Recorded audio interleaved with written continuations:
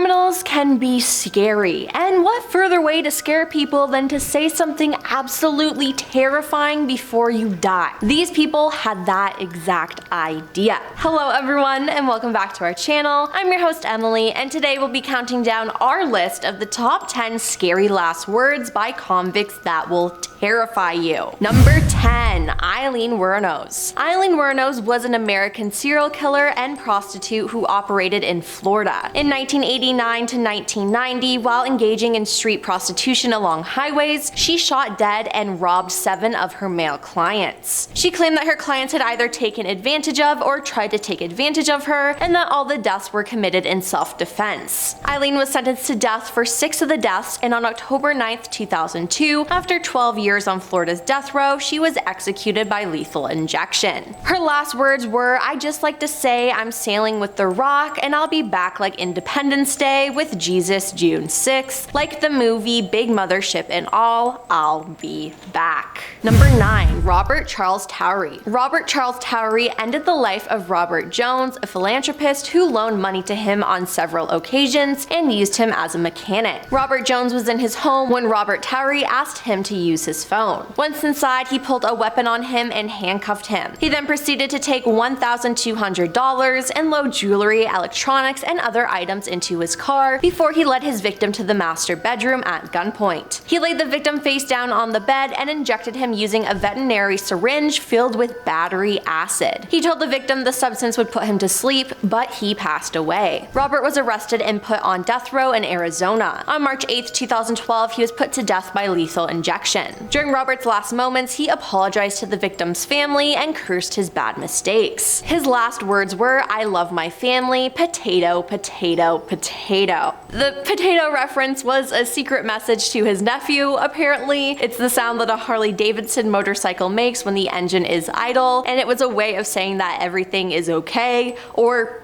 was it? I don't know.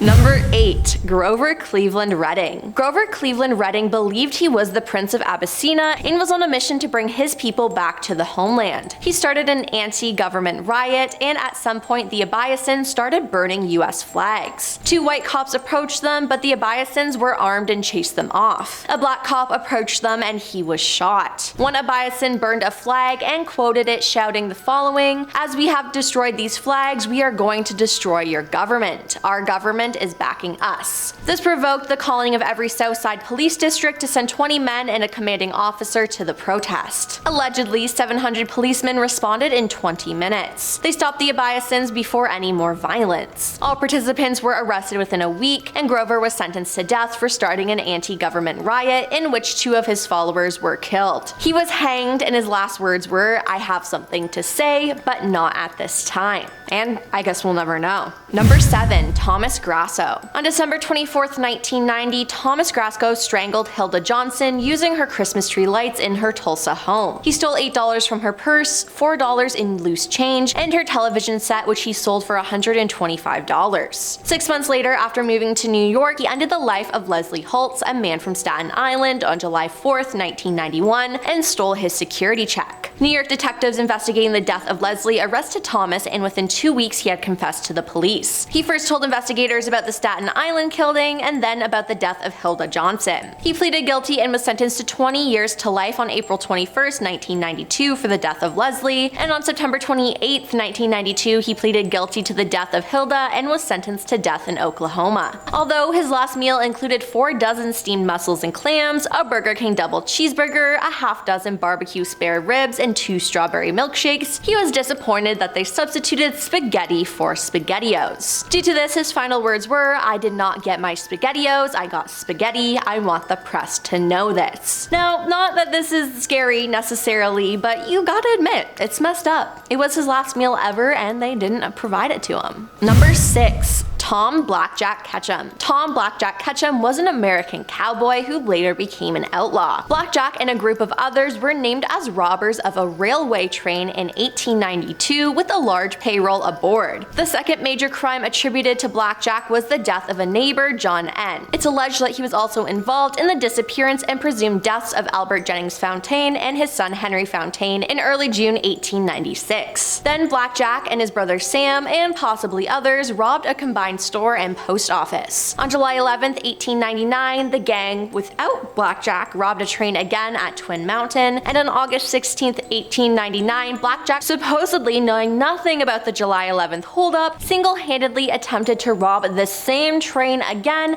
at the same place and in the same way that he and Sam and others had robbed it just a few weeks earlier. He was arrested, and at the trial he was convicted of attempted train robbery and sentenced to death. He was hanged, and his last words were, "I'll be in hell before you start breakfast." Ironically though, the hanging was botched, with the noose ripping his head clean off when the trap door was retracted. It was said that his body landed with both feet on the ground and remained upright for a short time after. Number 5. Peter Kurten. Peter Kurten was a German man known as the Vampire of Dusseldorf who took the lives and took advantage of many people between February and November 1929 in the city of Dusseldorf. The first death he definitely committed occurred on May 25, 1913. During the course of a burglary, he encountered a girl named Christine Klein asleep in her bed. Peter strangled her, then slashed her twice across the throat with a pocket knife, and this made him excited down there, if you know what I mean, due to him hearing the blood dripping from her wounds onto the floor by her bed and on his hand. He then did this multiple times to countless other victims. Then one day Peter confessed to his wife that he was the Vampire of Dusseldorf. In information provided to detectives, his wife explained although she knew her husband had been repeatedly imprisoned in the past, she was unaware of his culpability in any deaths. He was arrested and was charged with 9 counts of murder and 7 counts of attempted murder. He pleaded not guilty by reason of insanity to each of the charges, but he was found guilty and sentenced to death on 9 counts, and he was also found guilty on 7 counts of attempted murder. Peter displayed no emotion as the sentence was passed, and at 6 o'clock in the morning of July 2nd, 1931, Peter was beheaded via guillotine. Since he loved blood, his last words were, "Tell me, after my head has been chopped off, will I still be able to hear, at least for a moment, the sound of my own blood gushing from the stump of my neck? That would be a pleasure to end all pleasures." Number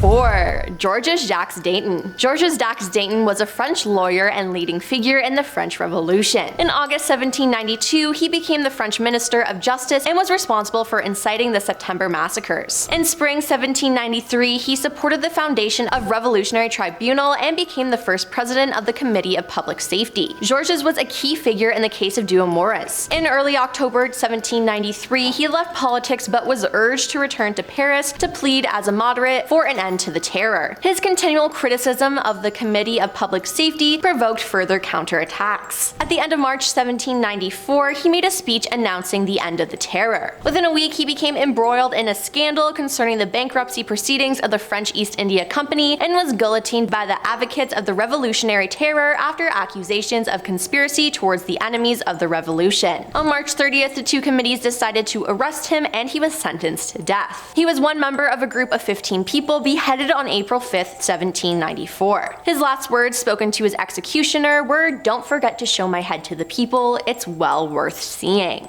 Number 3. Joachim von Ribbentrop. Joachim von Ribbentrop was a German politician and diplomat who served as the Minister of Foreign Affairs from 1938 to 1945. He became a close confidant of the dictator running Germany at the time, to the disgust of many party members who thought him superficial and lacking talent. He was appointed ambassador to the Court of St. James, the Royal Court of the United Kingdom in 1936, and then Foreign Minister of Germany in February 1938. He did the utmost to support a declaration of war on the United States after the attack on Pearl Harbor and helped facilitate Japan's decision to attack the United States in 1941. He was arrested in June 1945 and was convicted and sentenced to death at the Nuremberg trials for his role in starting World War II in Europe and enabling the death of Jewish people. On October 16, 1946, he became the first Nuremberg defendant to be executed by hanging. He reportedly turned to Henry F. Grecki, the prisoner's Lutheran chaplain, before the hood was placed over his head